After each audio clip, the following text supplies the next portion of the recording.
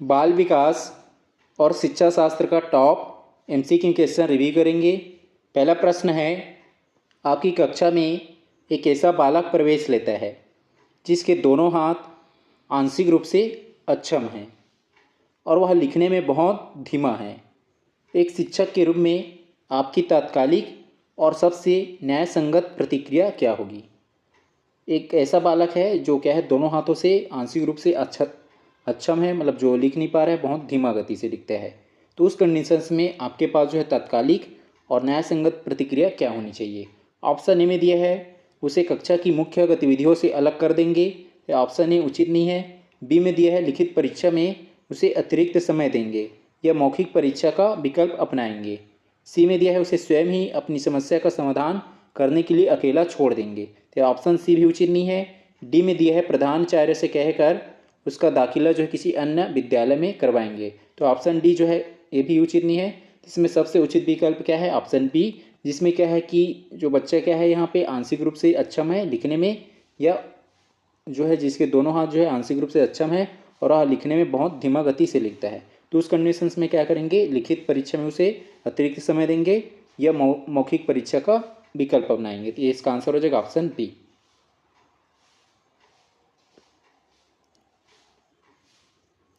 प्रश्न है, बाल केंद्रित शिक्षा और प्रगतिशील शिक्षा की आवश्यकताओं के संदर्भ में सही कथनों का चयन कीजिए। तो जो है बाल केंद्रित शिक्षा और जो प्रगतिशील शिक्षा है उसके संदर्भ में सही कथन का चुनाव करना है। पहला कथन दिया कि प्रगतिशील शिक्षा में ज्ञान का निर्माण जो है सामाजिक अंतःक्रियाओं और प्रयोगों द्वारा होता है। तो जो कथन के सही हो जाएगा कि जो प्रगतिशील शिक्षा है उसमें ज्ञान का निर्माण जो है सामाजिक अंतःक्रिया हो गया और प्रयोग हो गया प्रैक्टिकल, इसके बेस में होता है। तो ये जो कथन के सही हो जाएगा। जिस ऑप्शन में के नहीं है उसको हटा देंगे। ऑप्शन बी में नहीं है तो ऑप्शन बी हट जाएगा। उसका जो है कथन एल दिया है, बाल केंद्रित कक्षा में शिक्षक की भूमिका जो है केवल एक ज्ञान के अंतिम स्रोत के रूप में होती है। तो जो कथन एल गलत हो जाएगा, क्योंकि जो है बाल केंद्रित कक्षा में या क्लासरूम में जो शिक्षक की भूमिका एक सुविधादाता के रूप में होती है, सुविधादाता के रूप में और मार्गदर्शक के रूप में, ना कि यहाँ पे क्या बोला गया, शिक्षक की भूमिका जो है केवल एक ज्ञान के अंतिम स्रोत के रूप में होती है बोला जा रहा है। तो जो कथन है गलत हो जाएगा, क्योंकि जो है बाल केंद्रित शिक्षा में या बाल केंद्रित कक्षा में या क्लासरूम में जो शिक्षक की भूमिका होती है एक सुविधादाता के रूप में और मार्गदर्शक के रूप में। तो जो कथन है गलत हो जाएगा, जिसमें एल है उसको हटा देंगे। ऑप्शन सी में है तो ऑप्शन सी हट जाएगा। इसका जो है कथन एम दिया है, जॉन डीवी के अनुसार शिक्षा स्वयं में ही जीवन है, यह भविष्य के लिए केवल तैयारी नहीं है। तो जो कथन एम सी हो जाएगा कि जॉन डीवी क्या बोलता है, शिक्षा स्वयं में ही क्या है, जीवन है, और यह भविष्य के लिए केवल तैयारी ही नहीं है, मतलब केवल तैयारी बस नहीं बोला जा रहा है, ये क्या है, एक स्वयं में जीवन ही है, लाइफ है बोला जा रहा है। तो जो कथन एम ये सही है। और जिसमें एम नहीं है उसको हटा देंगे। तो ए और ये ऑप्शन डी में के नहीं है तो ऑप्शन डी को भी हटा देंगे, क्योंकि यहाँ पे क्या है कि कथन के सही है, तो ऑप्शन डी में भी के नहीं है तो डी भी हट जाएगा। तो इसमें जो है के सही है, उसके बाद एम, तो ये एम भी सही है, उसके बाद कथन एन देखेंगे। बाल केंद्रित पाठ्यक्रम में बालक की योग्यताओं और रुचियों को पूरी तरह अनदेखा किया जाता है। तो जो कथन एन गलत हो जाएगा, क्योंकि जो है बाल केंद्रित पाठ्यक्रम है या सिलेबस है उसमें बालक की जो योग्यता हो गया और उसकी जो रुचि है उसको पूरी तरह से ध्यान दिया जाता है, लेकिन यहाँ पे अनदेखा किया जाता है बोला जा रहा है। तो जो कथन एन गलत हो जाएगा। इसका जो है कथन ओ दिया है, प्रयोगशाला विद्यालय की अवधारणा बालकों में व्यवहारिक समस्या समाधान कौशल विकसित करती है। तो जो कथन हो सही हो जाएगा, जो प्रयोगशाला विद्यालय है कि जो अवधारणा है या कंसेप्ट है बालकों में या बच्चों में व्यवहारिक समस्या या प्रैक्टिकली रूप से ये जो व्यवहारिक जीवन में जो समस्या है उसके समाधान की जो कौशल विकसित करती है। तो जो कथन हो ये सही हो जाएगा। तो इसमें कौन कौन सा कथन सही हो रहा है, कथन के, इसके बाद एम और फिर लास्ट ओ, के एम ओ सही हो रहा है। जो ऑप्शन ए में दिया है तो इसका आंसर हो जाएगा ऑप्शन ए, जिसमें केवल कथन के एम और ओ सही हो जाएगा। बुद्धि के विभिन्न सिद्धांतों और मापन प्रणालियों के संदर्भ में सही कथनों का चयन कीजिए। तो जो बुद्धि का जो विभिन्न अलग अलग जो सिद्धांत हो गया और जो मापन की जो प्रणाली है या जो मापन की जो तरीका है उसके संदर्भ में सही कथन का चुनाव करना है। कथन के दिया है, थर्स्टन का समूह कारक सिद्धांत। तो जो है थर्स्टन है उसके समूह कारक सिद्धांत ये प्राथमिक मानसिक योग्यताओं की बात करता है। तो जो कथन ये कैसे हो जाएगा कि जो थर्स्टन का समूह कारक सिद्धांत है वो प्राथमिक या प्राइमरी मेंटली और योग्यता मतलब एबिलिटी, तो जो है प्राइमरी मेंटली एबिलिटी का जो है बात करता है। और ये जो है इन्होंने 7 बात, ये जो प्राइमरी मेंटल एबिलिटी है इसमें 7 बात बताया गया, मतलब 7 जो प्राइमरी जो मेंटल एबिलिटी है उसके बारे में बोला गया है। तो जो कथन के ये सही हो जाएगा। जिसमें के नहीं उसको हटा देंगे, ऑप्शन सी में नहीं है और ऑप्शन डी में नहीं है, सी और डी को हटा दिए। उसका जो है कथन एल दिया है, गिलफोर्ड के त्रिआयामी मॉडल में बुद्धि को केवल 2 खंडों में विभाजित किया गया है। तो जो कथन है गलत हो जाएगा, क्योंकि जो है गिलफोर्ड के जो त्रिआयामी या जो 3D डायमेंशनल जो मॉडल है, ये जो है इन्होंने बुद्धि को केवल 2 खंडों में नहीं 3 खंडों में विभाजित किया गया है। और 3 खंड कौन कौन सा है, संक्रिया हो गया, संक्रिया, और दूसरा हो जाएगा विषय वस्तु, दूसरा विषय वस्तु हो गया, संक्रिया विषय वस्तु, और तीसरा है उत्पाद, उत्पाद या प्रोडक्ट। तो ये जो है संक्रिय ऑपरेशंस हो गया, कंटेंट हो गया, कंटेस्ट हो गया, और ये उत्पाद प्रोडक्ट हो गया। तो ये जो है ये गिलफोर्ड है, इन्होंने त्रिआयामी मॉडल में बुद्धि को 2 घंटों में नहीं 3 खंडों में विभाजित किया गया है। और वो खंड कौन कौन से, संक्रिया हो गया, विषय वस्तु हो गया और उत्पाद हो गया। तो जो कथन है गलत हो जाएगा, क्योंकि यहाँ पे 2 दिया गया है। ये जो ऑप्शन ए और बी में तेलनी है। इसका जो है कथन एम है, केटल ने बुद्धि को तरल और ठोस 2 मुख्य रूपों में वर्गीकृत किया है। तो जो कथन एम सी हो जाएगा, जो केटल है इन्होंने बुद्धि को 2 रूपों में विभाजित किया गया है, एक है तरल और दूसरा है ठोस। ठोस 2 मुख्य रूपों में वर्गीकृत या क्लासिफाइड किया है। तो जो तरल क्या होता है, ये जन्मजात होता है, जो तरल बुद्धि ये जन्मजात, और जो ठोस बुद्धि होता है इसको सीखा जाता है या अनुभव से प्राप्त किया जाता है या अर्जित किया जाता है ठोस बुद्धि को। तो जो कथन है ये सॉरी कथन एम सही हो जाएगा। ये जो ऑप्शन ए और बी दोनों में है। उसका जो है कथन एन दिया है, वेक्सलर बुद्धि परीक्षण केवल अनपढ़ वयस्कों के मापन के लिए उपयोग होता है। तो जो कथन एन गलत हो जाएगा, क्योंकि जो है ये वेक्सलर का बुद्धि परीक्षण है, ये जो साक्षर है और जो निरक्षर है, साक्षर और निरक्षर। साक्षर मतलब जो जिसको क्या बोल सकते हैं, जो है शिक्षित है या पढ़ा लिखा है, शिक्षित, और जो निरक्षर अशिक्षित या जो बोल सकते हैं उसको अनपढ़ वयस्कों के लिए। तो ये जो है साक्षर और निरक्षर दोनों के बुद्धि परीक्षण के लिए इसका उपयोग किया जाता है। तो जो कथन एन गलत हो जाएगा, क्योंकि यहाँ पे केवल अनपढ़ या निरक्षर के लिए बोला गया है। तो जो कथन एन ये गलत हो जाएगा। तो ऑप्शन ए में है एन, तो ऑप्शन ए भी हट जाएगा। उसका जो है कथन ओ दिया है, बहुबुद्धि या बहुआयामी बुद्धि संप्रत्यय मानता है कि बुद्धि कई स्वतंत्र कौशलों का एक समूह है। तो जो कथन वो सही हो जाएगा। और बहुबुद्धि या जो है बहुआयामी मॉडल जैसे क्या हो गया, गार्डनर, तो जी गार्डनर ये जो क्या है बहुबुद्धि सिद्धांत दिया है गार्डनर। तो इनकी जो मानना है जैसे बहुआयामी बुद्धि संप्रत्यय ये सिद्धांत, तो जैसे गार्डनर हो गया, तो इनकी मानना क्या है, बुद्धि कई स्वतंत्र कौशलों का एक समूह होता है। तो जो कथन हो ये सही हो जाएगा। इसमें कौन कौन से कथन सही हो रहे हैं, कथन के, एम और ओ, जो ऑप्शन बी में दिया है। तो इसका आंसर हो जाएगा ऑप्शन बी।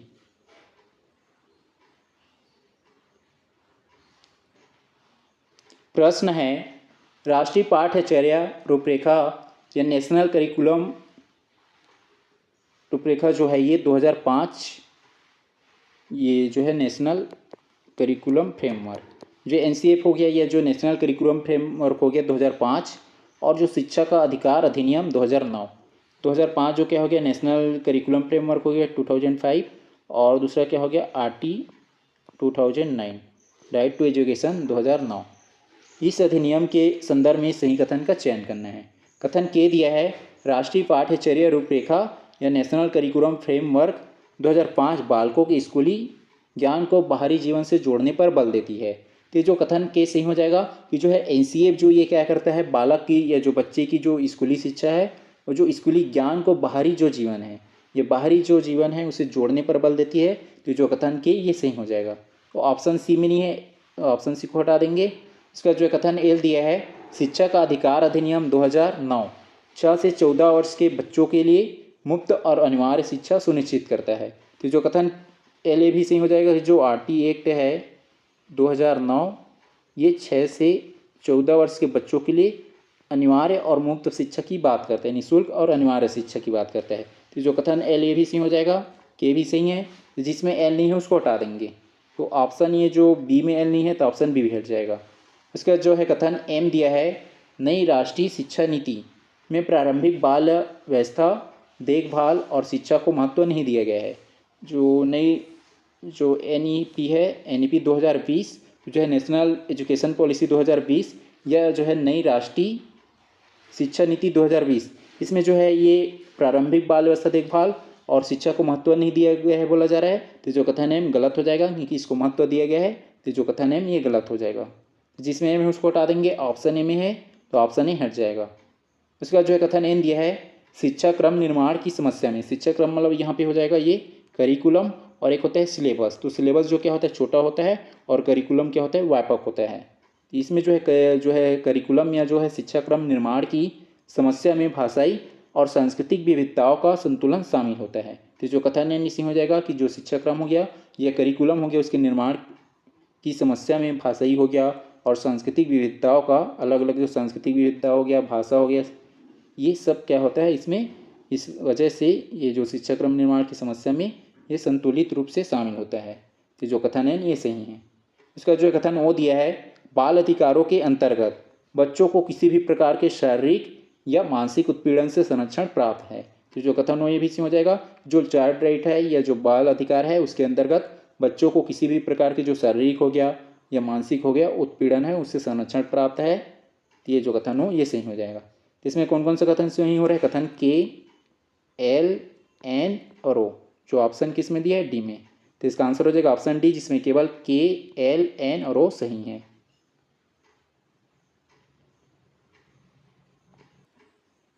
प्रश्न है सही सुमेलित कीजिए। सूची 1 में दिया गया है और सूची 2 है। सूची 1 में है प्राथमिक समाजीकरण। तो प्राथमिक समाजीकरण में क्या आ जाएगा, प्राथमिक समाजीकरण में आ जाएगा परिवार और माता पिता। तो जो प्राथमिक समाजीकरण है इसमें आ जाएगा जो परिवार हो गया, फैमिली हो गया, और पेरेंट्स ही आ जाएगा। तो एक हो जाएगा इसमें 3। उसके बाद बी में दिया है द्वितीयक समाजीकरण।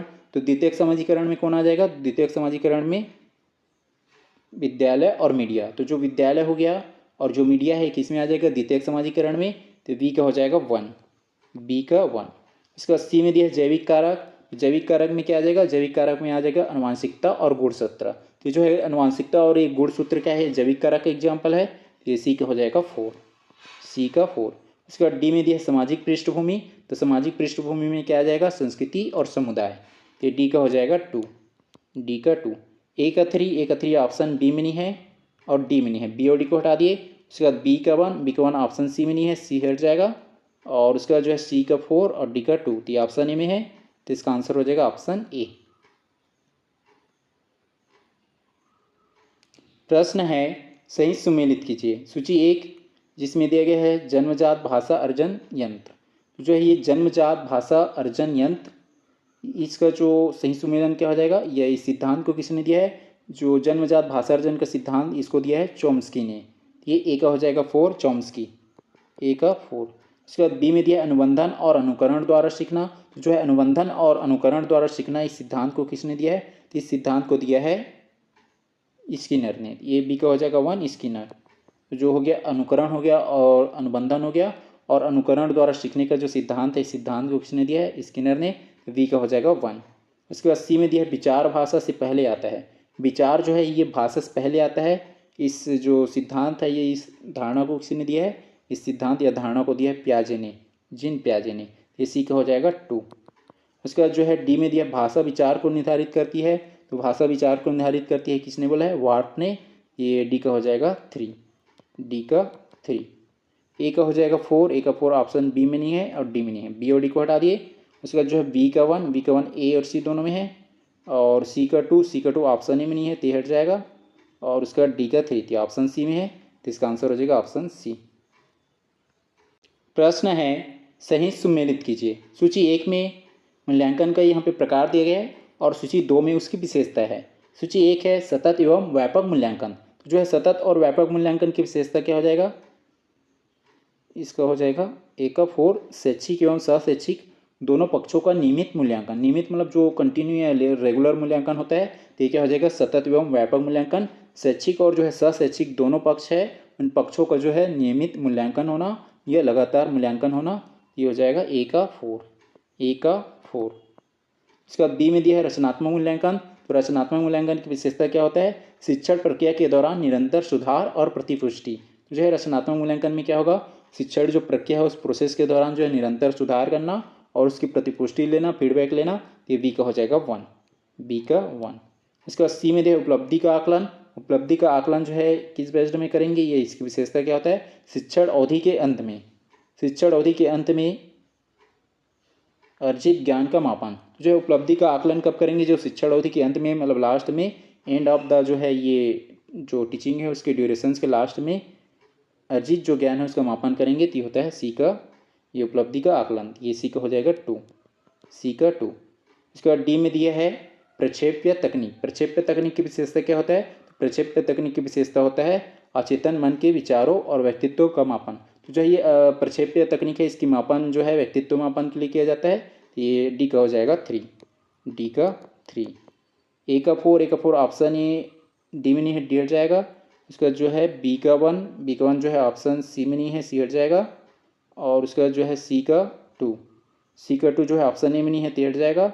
और उसके बाद डी का 3, डी का 3 ये ऑप्शन बी में है, तो इसका आंसर हो जाएगा ऑप्शन बी, जिसमें हो जाएगा ए का 4, बी का 1, सी का 2 और डी का 3। प्रश्न है सही सुमेलित कीजिए। सूची 1 में विधि दिया गया है और सूची 2 में उसकी विशेषता है। ए में दिया है आगमन विधि या इंडक्टिव मेथड। तो जो है आगमन विधि में क्या होता है, आगमन विधि में होता है इसमें विशिष्ट उदाहरणों से सामान्य नियमों की ओर जाना। तो आगमन विधि में विशिष्ट उदाहरण दिया जाता है और विशिष्ट उदाहरण के माध्यम से सामान्य जो नियम है उसकी ओर जाया जाता है, मतलब विशिष्ट से सामान्य की ओर, किसमें, आगमन विधि में। ये ए का हो जाएगा 3, ए का 3। उसके बाद बी में दिया निगमन विधि। तो निगमन विधि क्या हो जाएगा, जस्ट इसका अपोजिट हो जाएगा, इसमें सामान्य से विशिष्ट की ओर जाएंगे। किसमें जो निगमन विधि है ये इसी को बोला जाता है डिडक्टिव मेथड। तो सामान्य नियमों से विशिष्ट उदाहरणों की ओर जाना या सामान्य नियम से विशिष्ट की ओर जाना, ये किसमें होता है, निगमन विधि में। बी का हो जाएगा 1, बी का 1। इसके बाद सी में दिया है क्रियात्मक अनुसंधान। तो क्रियात्मक अनुसंधान की विशेषता क्या होता है, विद्यालय की जो व्यवहारिक समस्याओं का तत्कालिक समाधान। तो क्रियात्मक अनुसंधान में क्या होता है, तत्कालिक समाधान होता है, तो ये सी का हो जाएगा 2, सी का 2। उसका डी में दिया है संकलनात्मक परामर्श। तो संकलनात्मक परामर्श में क्या होता है, परामर्श जो परामर्शदाता है, जो मतलब परामर्श दे रहे हैं, उनके द्वारा क्या होता है, परामर्शदाता द्वारा पूर्णतः संरचित और समन्वित दृष्टिकोण, संरचित होना चाहिए और समन्वित दृष्टिकोण होना चाहिए, किसमें, जो संकलनात्मक परामर्श है उसमें। तो डी का हो जाएगा 4, सॉरी डी का संकलनात्मक परामर्श, डी का हो जाएगा इसमें 4, हाँ इसमें डी का हो जाएगा 4। ए का 3, ए का 3 ऑप्शन जो है बी में नहीं है, बी हट जाएगा। उसका जो है बी का 1, बी का 1 जो है ऑप्शन सी में नहीं है, सी हट जाएगा। और सी का 2 और डी का 4, ए का 3 हो जाएगा, बी का 1 और सी का 2 और डी का ये जो है 3 नहीं है, यहाँ पे हो जाएगा ये 4, इसमें डी का 4 हो जाएगा, तो इसका आंसर हो जाएगा ऑप्शन डी। इसमें ए का हो जाएगा 3, बी का 1, सी का 2 और डी का हो जाएगा 4, तो इसका आंसर हो जाएगा ऑप्शन डी, ए भी हट जाएगा। प्रश्न है मानव जीवन के विकास चक्र में निम्नलिखित अवस्थाओं को उनके प्रकट होने के सही क्रमिक अनुक्रम प्रारंभ से अंत में व्यवस्थित कीजिए। इसमें जो है मानव विकास की जो प्रारंभिक अवस्था क्या हो जाएगा, इसमें जो पांचों दिया है उसके अकॉर्डिंग इसमें जो है प्रारंभिक अवस्था में हो जाएगा ये गर्भावस्था, ये आर जो है पहले नंबर पे हो जाएगा गर्भावस्था। गर्भावस्था के बाद इसमें दूसरे नंबर पे हो जाएगा ये शैशवावस्था, हो जाएगा दूसरे नंबर पे शैशवावस्था।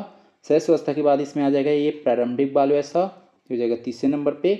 और प्रारंभिक बाल व्यवस्था के बाद आता है उत्तर बाल व्यवस्था, तो हो जाएगा चौथे नंबर पे। और पाँचवें नंबर पे हो जाएगा ये किशोरावस्था। शुरू में हो जाएगा इसमें आर, जिस ऑप्शन में आर नहीं है उसको हटा देंगे, बी में नहीं है और डी में नहीं है, बी और डी को हटा दिए, शुरू में हो जाएगा आर। इसके बाद दूसरे नंबर पे हो जाएगा टी, तो आर और टी ए सी दोनों में है। और टी के बाद तीसरे नंबर पे एस, तो एस इसमें भी है, ए और सी दोनों में है। और फिर जो है ये चौथे नंबर पे पी और पाँचवें नंबर पे क्यू। ये जो ऑप्शन जो है ये ए में आर टी एस, इसमें ये यहाँ पे क्या है क्यू है, तो ये ऑप्शन ही हट जाएगा, तो इसका आंसर हो जाएगा ऑप्शन सी। शुरू में हो जाएगा R T S P Q, तो ये ऑप्शन सी में मिल रहा है, तो इसका आंसर हो जाएगा ऑप्शन सी। प्रश्न है कोहल वर्ग के नैतिक विकास सिद्धांत के अंतर्गत निम्नलिखित सोपानों को उनके क्रमिक स्तरों निम्न से उच्च के अनुसार व्यवस्थित कीजिए। जो है कोहल वर्ग के जो नैतिक विकास सिद्धांत है, तो इनकी जो सोपान इन्होंने 6 सोपान दिए गए हैं, 6 सोपान, कितना 6 सोपान है, 6 सोपान, जिसमें आता है पूर्व पारंपरिक सोपान, इसका जो आता है पारंपरिक, और अंत में आता है उत्तर पारंपरिक। पूर्व पारंपरिक हो जाएगा, पारंपरिक हो जाएगा और उत्तर पारंपरिक, तीन जो ये टोटल जो है 6 सोपान दिए गए, उसमें पूर्व पारंपरिक, पारंपरिक और उत्तर पारंपरिक, तीन जो ये अलग अलग उसको डिवाइडेड क्लासिफाइड किए गए। तो इसको जो है बताना है, इसमें 5 ही सोपान दिए गए हैं, चौथा सोपान और आगे आएगा उसको नोट कर लेंगे। इसमें जो है निम्न से उच्च की ओर, मतलब जो है ये पूर्व पारंपरिक, उसके बाद पारंपरिक और उत्तर पारंपरिक। इसमें जो है पूर्व पारंपरिक में 2 जो सोपान होता है, और वो सोपान कौन कौन सी है, शुरू हो जाएगा ये क्यों और दूसरा हो जाएगा एस, ये जो है क्यों और दूसरे नंबर पे एस। तो जो है ये दंड एवं आज्ञाकारिता अभिमुखीकरण, ये जो हो जाएगा पूर्व पारंपरिक जो स्टेज है, इस स्टेज में आ जाएगा दंड तथा जो आज्ञाकारिता अभिमुखीकरण, और दूसरा हो जाएगा ये आंतरिक सापेक्षवादी अभिमुखीकरण। इसमें क्या होता है, ये जो दंड तथा जो आज्ञाकारिता जो अभिमुखीकरण है, इसमें बच्चा जो है दंड के भय से क्या करता है, आज्ञा का पालन करता है। दंड के भय से क्या करेगा, आज्ञा का पालन करने लगता है, तो ये क्यों हो जाएगा पहले नंबर पे। अब वो जो क्या है आंतरिक सापेक्षीवाद अभिमुखीकरण, मतलब वो जो है आगे उसको जो है आंतरिक सापेक्षवादी जो अभिमुखीकरण की ओर अग्रसर होने लगता है, मतलब उसको जो है दंड या जो है इनसे उसको भय नहीं होता है आगे, ये हो जाएगा आंतरिक सापेक्षवादी अभिमुखीकरण, हो जाएगा दूसरे नंबर पे। ये हो जाएगा पूर्व पारंपरिक स्टेज। अब दूसरा आता है पारंपरिक स्टेज। तो ये पारंपरिक स्टेज में कौन कौन, जो है दूसरा जो पारंपरिक स्टेज है, इसमें कौन कौन सी अवस्था आता है, ये अच्छा लड़का और अच्छी लड़की अभिमुखीकरण, और दूसरा होता है सामाजिक व्यवस्था बनाए रखने का अभिमुखीकरण। तो जो है अच्छा लड़का और अच्छी लड़की जो अभिमुखीकरण है, इसमें क्या होता है बालक जो है अपने आप को अच्छा बनने के लिए या अपने आप को जो है अच्छा शो करने के लिए, इसमें जो है अपनी तारीफ सुनने के लिए अच्छा बनने का प्रयास करता है, किसमें, जो अच्छा लड़का और अच्छा लड़की जो अभिमुखीकरण है उसमें। तो हो जाएगा तीसरे नंबर पे टी, और चौथे नंबर पे हो जाएगा ये पी। इसमें क्या होता है सामाजिक व्यवस्था बनाए रखने का अभिमुखीकरण, मतलब समाज की जो नियम है या मानदंड है उसको पालन करते हैं इसमें, और उस व्यवस्था को बनाए रखते हैं। तो हो जाएगा चौथे नंबर पे। ये क्या हो गया, ये पारंपरिक व्यवस्था हो गया, और तीसरा होता है उत्तर पारंपरिक व्यवस्था। तो उत्तर पारंपरिक व्यवस्था में जो लास्ट स्टेज जो आता है, ये सार्वभौमिक नैतिक सिद्धांत अभिमुखीकरण। तो इसके पहले जो आता है 5वें नंबर पे सामाजिक अनुबंध, ये जो है सामाजिक अनुबंध, ये 5वें नंबर पे आता है सामाजिक अनुबंध, और उसके बाद 6वें नंबर पे लास्ट में आता है सार्वभौमिक नैतिक सिद्धांत का अभिमुखीकरण। ये हो जाएगा 6वें नंबर पे लास्ट में। जो उत्तर पारंपरिक व्यवस्था है उसमें आता है, ये यहाँ पे ये हो जाएगा 5वें, मतलब ये जिसमें जो है 5वें नंबर पे होगा, क्योंकि इसमें 5 ही दिया है उसके अकॉर्डिंग। तो शुरू में हो जाएगा इसमें ये क्यों, जिस ऑप्शन में क्यों नहीं उसको हटा देंगे, डी में नहीं है, डी हट जाएगा। शुरू में हो जाएगा पहले नंबर पे क्यों, दूसरे नंबर पे एस, और तीसरे नंबर पे हो जाएगा टी, चौथे नंबर पे हो जाएगा पी, और लास्ट में हो जाएगा आर। शुरू में क्यों, जिसमें क्यों नहीं हटा देंगे, क्यों के बाद एस, तो ऑप्शन सी में एस नहीं है तो ऑप्शन सी हट जाएगा। एस के बाद टी, एस के बाद टी, ए और बी दोनों में है। टी के बाद पी, टी के बाद पी ऑप्शन ए में नहीं है तो हट जाएगा। और पी के बाद आर, पी के बाद आर, तो ऑप्शन बी में है, तो इसका आंसर हो जाएगा ऑप्शन बी।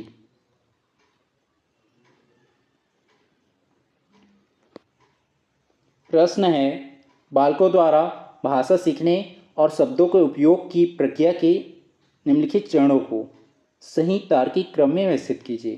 तो इसमें जो बालक के द्वारा जो भाषा सीखने और शब्द के जो उपयोग की जो प्रक्रिया है या प्रोसेस है, उसके जो निम्नलिखित चरण दिया है उसको सही क्रम में व्यवस्थित करना है। इसमें जो पहले क्रम पे आ जाएगा केवल रोने या क्रंदन द्वारा ध्वनि उत्पन्न। तो बालक जो है इसमें सबसे पहले जो क्रंदन या रोने उनके द्वारा जो है ध्वनि को उत्पन्न करता है, तो हो जाएगा पहले नंबर पे ये क्यों। इसका दूसरे नंबर पे क्या आ जाएगा, क्रंदन करने सीखने के बाद बच्चा जो आगे ये बलबलाने की ध्वनि के माध्यम से अक्षरों का अभ्यास करता है, बलबलाने की ध्वनि के माध्यम से, तो हो जाएगा दूसरे नंबर पे बलबलाना। शुरू में हो गया क्रंदन करना, फिर बलबलाने लगते हैं, फिर आगे जो है बच्चा क्या करता है, एक स्पष्ट शब्द बोलकर अपनी इच्छा प्रकट करना, एक शब्द बोलना सीखता है, तो हो जाएगा तीसरे नंबर पे। और चौथे नंबर पे हो जाएगा 2 शब्दों के लघु वाक्यों का उच्चारण, तो हो जाएगा चौथे नंबर पे। शुरू में हो जाएगा इसमें क्यों, फिर दूसरे नंबर पे हो जाएगा आर, और तीसरे नंबर पे हो जाएगा एस, और चौथे नंबर पे हो जाएगा पी। शुरू में क्यों, तो जिसमें क्यों नहीं हटा देंगे, बी में नहीं है और डी में नहीं है, बी और डी को हटा दिए। क्यों के बाद आर, क्यों के बाद आर, ए और सी दोनों में है। आर के बाद एस, आर के बाद एस ऑप्शन में नहीं है तो हट जाएगा। और एस के बाद पी, तो ऑप्शन सी में है, तो इसका आंसर हो जाएगा ऑप्शन सी।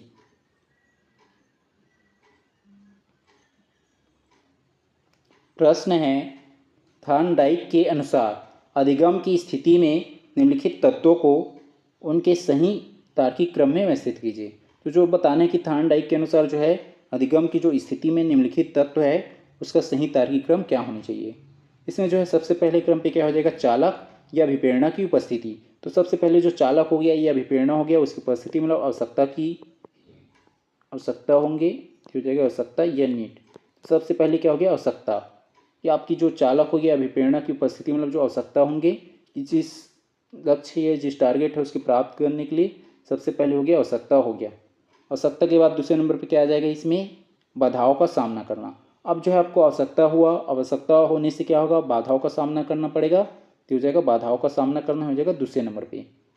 अब जो क्या है कि जो लक्ष्य प्राप्ति के लिए यादृच्छिक अनुक्रियाएं करना। तो जो है बार बार जो है क्या है बाधा आएगा और बाधा आने से क्यों क्या है जो यादृच्छिक अनुक्रियाएं करेंगे। तो जो है बार बार बाधा आने से फिर क्या है कि आगे जो है वही यादृच्छिक अनुक्रिया करना पड़ेगा। तो हो जाएगा तीसरे नंबर पे यादृच्छिक अनुक्रिया करना। और फिर जो है बार बार बाधा आने से और उसको जो है बार बार प्रैक्टिस करने से यादृच्छिक अनुक्रिया करने से फिर क्या होगा, आपको सही अनुक्रिया का चयन होगा और फिर स्थिरीकरण की प्राप्ति होगी। तो हो जाएगा चौथे नंबर पे। शुरू में हो जाएगा इसमें क्यू, उसके बाद दूसरे नंबर पे पी, तीसरे नंबर पे एस, चौथे नंबर पे आर। शुरू में क्यू, जिसमें क्यू नहीं है उसको हटा देंगे, बी में नहीं है और डी में नहीं है। क्यू के बाद पी, क्यू के बाद पी, ए और सी दोनों में है।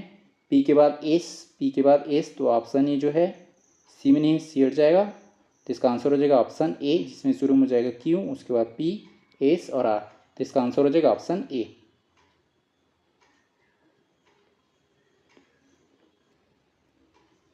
प्रश्न है, कथन बाल विकास की प्रक्रिया में प्रारंभिक वर्षों के अनुभव बाद के वर्षों के विकास को अत्यधिक प्रभावित करते हैं। ये जो कथन सही हो जाएगा कि जो बाल विकास की जो प्रक्रिया है उसमें प्रारंभिक वर्ष के जो अनुभव है या एक्सपीरियंस है बाद के जो वर्षों की जो विकास है उसको अत्यधिक प्रभावित करते हैं या प्रभावित करती हैं। ये जो कथन ये सही है। कारण में दिए गए हैं, मानव विकास की कड़ियाँ पूरी तरह से अनिरंतर होती है और इसमें प्रकृति एवं पोषण का कोई आपसी संबंध नहीं होता। तो ये जो कारण गलत हो जाएगा, क्योंकि जो मानव विकास की जो कड़ियाँ है ये पूरी तरह से अनिरंतर नहीं निरंतर होती है। और जो प्रकृति हो गया और पोषण हो गया इसका आपसी संबंध होता है, लेकिन यहाँ पे कोई आपसी संबंध नहीं होते बोला जा रहा है। तो ये जो कारण है ये गलत हो जाएगा। तो इसमें जो कथन बस सही है और कारण गलत है। जो ऑप्शन ए में दिया है तो इसका आंसर हो जाएगा ऑप्शन ए, जिसमें असर्शन सही है परंतु जो रीजन है ये कारण है वो गलत है। प्रश्न है, कथन बालकों का संवेगात्मक विकास उनके संज्ञानात्मक विकास और सीखने की क्षमता को गहराई से प्रभावित करता है। ये जो है ये कथन सही हो जाएगा। जो बालक की जो संवेगात्मक विकास है ये क्या करता है, उसके जो संज्ञानात्मक विकास हो गया और सीखने की जो क्षमता है उसको गहराई से प्रभावित करती है। कारण में दिया है संज्ञान और संवेग एक दूसरे से पूरी तरह से अलग है। ये जो कारण गलत हो जाएगा। ये जो संज्ञान और संवेग एक दूसरे से पूरी तरह से अलग नहीं है, दोनों एक दूसरे पे क्या है इंटरडिपेंड है, अंतर्निर्भर है और ये स्वतंत्र रूप से कार्य करती है। तो ये स्वतंत्र रूप से कार्य नहीं करता है, क्योंकि जो संज्ञान और संवेग एक दूसरे को प्रभावित करती है। जो कारण गलत हो जाएगा, लेकिन ये कथन है ये सही है। इसका आंसर हो जाएगा ऑप्शन ए, जिसमें असर्शन सही है परंतु जो रीजन है वो गलत है। प्रश्न है, शिक्षा मनोविज्ञान जन्म से लेकर वृद्धावस्था तक एक व्यक्ति के सीखने के अनुभवों का वर्णन और व्याख्या है। यह परिभाषा किस बाल मनोवैज्ञानिक ने दी है। तो इस परिभाषा को किसने दिया है, क्रो और क्रो ने। तो इसका आंसर हो जाएगा ऑप्शन ए, क्रो और क्रो।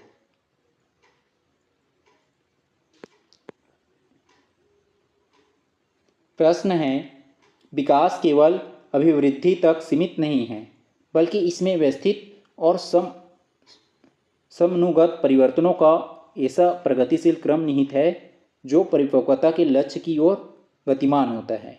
यह कथन किसका है। ये जो कथन है ये हरलॉक का है। तो इसका आंसर हो जाएगा ऑप्शन बी, हरलॉक। प्रश्न है, बुद्धि कार्य करने की एक विधि है। यह प्रसिद्ध परिभाषा किस मनोवैज्ञानिक द्वारा प्रतिपादित की गई है। इसमें जो है ये बुद्धि कार्य करने की एक विधि है, ये मेथड है। इस जो परिभाषा को किसने प्रतिपादित किया है, ये किस मनोवैज्ञानिक ने प्रतिपादित किया है। तो इसका आंसर हो जाएगा ऑप्शन सी, आर.एस. वुडवर्थ ने। प्रश्न है, सृजनात्मकता मुख्य रूप से नवीन रचना या उत्पादन में है। यह विचार किस बाल मनोवैज्ञानिक द्वारा व्यक्त किया गया है? तो इसका आंसर हो जाएगा ऑप्शन डी, जेम्स ड्रेवल। प्रश्न है, संवेग व्यक्ति की उत्तेजित दशा है। यह परिभाषा किस विद्वान ने दी है? तो जो है संवेग व्यक्ति की उत्तेजित दशा है, इस परिभाषा को किसने दिया है? तो इस परिभाषा को दिया है आर.एस. वुडवर्थ ने। तो इसका आंसर हो जाएगा ऑप्शन ए। प्रश्न है, अभिप्रेरणा किसी कार्य को प्रारंभ करने, जारी रखने और नियमित बनाने की प्रक्रिया है। यह परिभाषा किसने दी है? इस परिभाषा को दिया है गुड ने, मनोवैज्ञानिक गुड ने। तो इसका आंसर हो जाएगा ऑप्शन बी, मनोवैज्ञानिक गुड।